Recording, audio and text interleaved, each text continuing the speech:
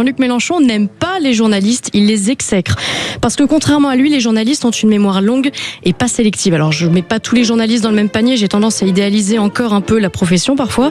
Il n'empêche que Jean-Luc Mélenchon a opté pour un autre moyen de communication. Désormais, il ne s'adressera plus aux journalistes, mais aux influenceurs. C'est moins dangereux pour lui, c'est plus gênant pour la démocratie et pour la vérification de l'information.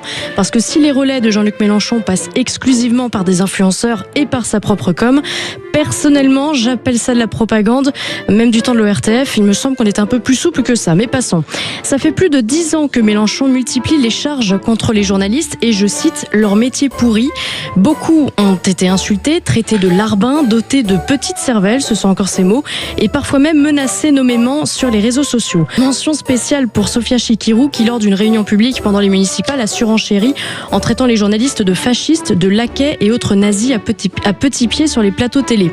Donc le mois dernier, Jean-Luc Mélenchon a lancé un nouveau concept en tenant une conférence face à des influenceurs exclusivement, opération qui se renouvellera, dont certains très proches de la France Insoumise, au point pour 2 d'entre eux d'avoir été candidats sur des listes de la France Insoumise de dernière municipale, mais chut, faut pas le dire.